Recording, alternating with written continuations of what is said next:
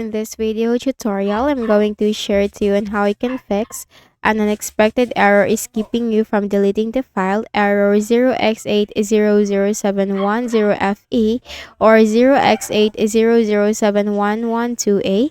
So let's get started. So first is you have to click on the start button and go to settings. Then you have to click on system on the left pane and you have to scroll down and look for troubleshoot. Click on that and click on other troubleshooters.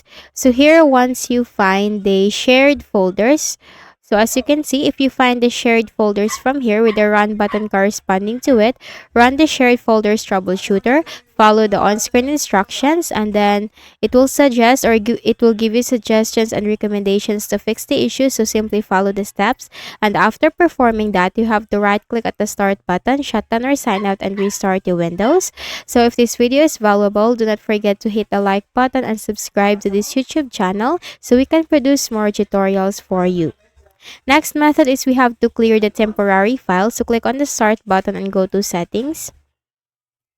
Then click on system on the left pane. Then you have to click on storage, this one.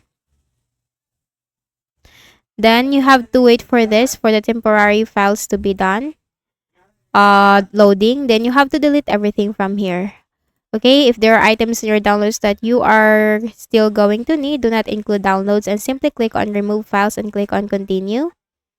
After deleting the temporary files, you need to right click at the start button, shut down or sign out, and restart your Windows, and that will fix the issue for you. So again, do not forget to hit the like button and subscribe to this YouTube channel. Thank you for watching this video.